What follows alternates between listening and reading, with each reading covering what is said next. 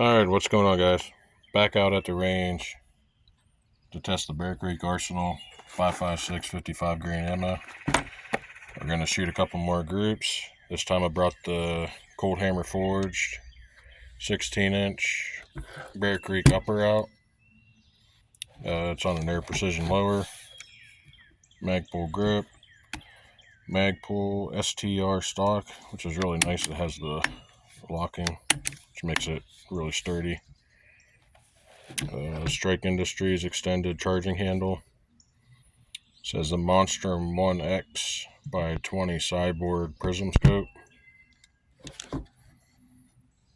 Monstrum, I believe that's the Raider foregrip slash light. There's the light here on the side. I believe that's 1,000 lumen.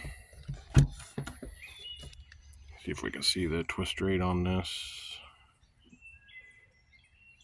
It's going to be kind of hard to make out through the camera, but it's 1 in 8 twist. See if I can get it in the light a little bit better. There you can kind of see it, 1 in 8 twist. Yeah, we're only shooting at 65 yards today, since this is a 1X optic. Really hard to shoot for groups at 100 yards with that. But I got my target set up down here. It's about 65 yards.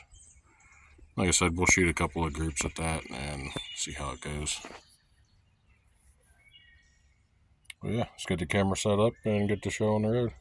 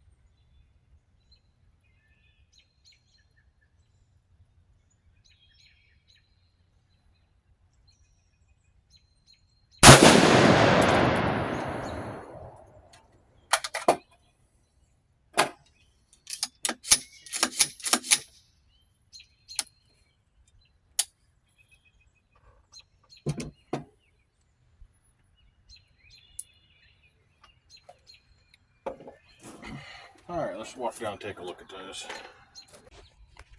Okay, I was aiming dead center, and it appears that this ammo is shooting high out of this upper, because I had one clip the top right here. So I'm going to try aiming down towards the edge of the paper at the bottom and see where they hit then. So I had this, had that cyborg prism optic sighted in. I think it was with the 62 grain, but it still shouldn't be, I don't think, that far off. But yeah, I'll aim down a little bit lower and we'll see what happens. Okay, I just wanted to show the brass real quick from those 3 shots. But we don't have any splitting, any cracking, no primer blowouts. All look pretty nice. I don't have a ton of rounds on this upper, probably just a couple hundred rounds. And I don't remember it being over-gassed, but these 55 grains were ejecting pretty far forward like it was over-gassed. So I'll just keep an eye on that and see what happens. If I have to put a heavy buffer or something in this gun, I will. But I'll try out some other ammo again first, because like I said, I don't remember it ejecting that far forward with the 62 grain. But let's get the camera set back up and we'll take a few more shots, aim towards the bottom of the paper, and see what kind of group we get. Okay, let's get a few more rounds loaded up here and try that again. I don't know if this ammo is just hotter than that 62 grain I was shooting or what, but it definitely seemed like this gun was ejecting pretty far forward. You can always put another gas block or something on it too, but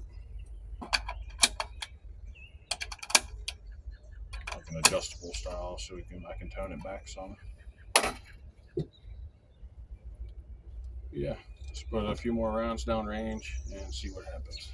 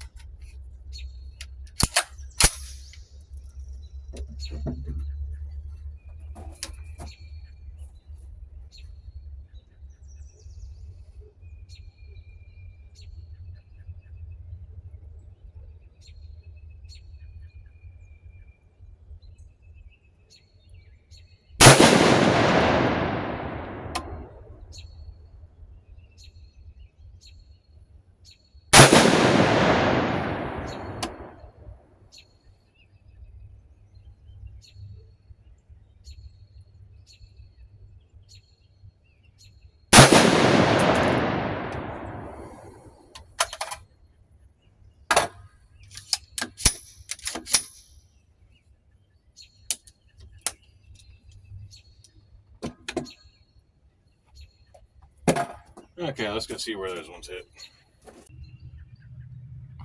Okay, I was aiming at the bottom of the paper and they landed about dead center. But that's not really an accurate representation of the ammo per se, because like I said, it's just a 1X. That dot will cover an area about this size at the 65 yards. So yeah, to really test accuracy, we're gonna have to bring out some guns with scopes on them or put scopes on them to try it. But yeah, as far as reliability, so far so good. But let's head back to the bench and put a few more rounds through it. Yeah, just another quick look at those rounds. It's the last 3 shells I just shot. No primer blowouts. No cracks in the brass.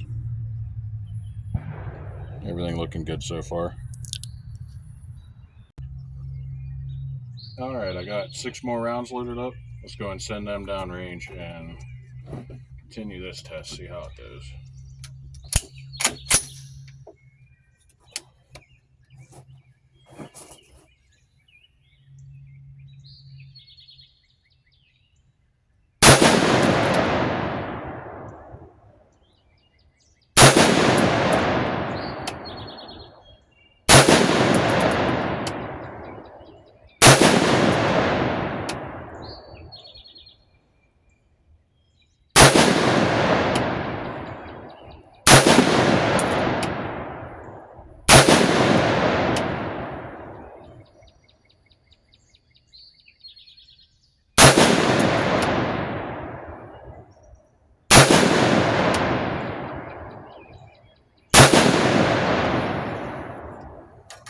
Well, those went off without a hitch.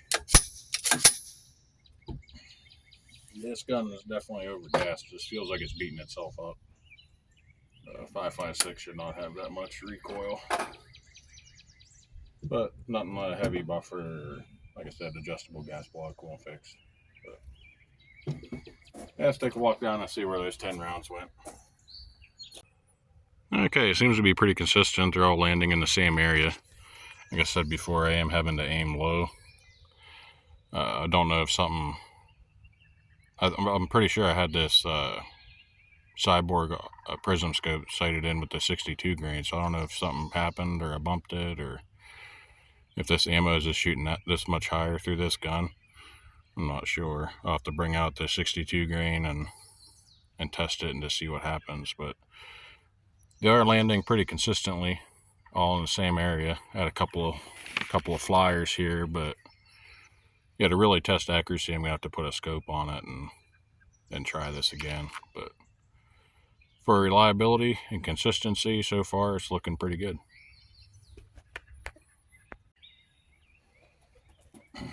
Okay, I had 19 more rounds left in that box. I'm gonna go and send them and see what happens, just to see how reliable this ammunition is gonna be.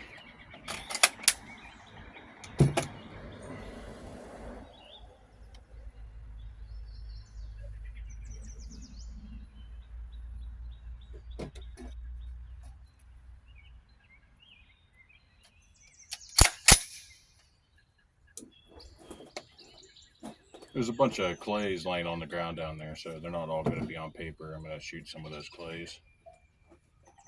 Just have to aim a little bit low.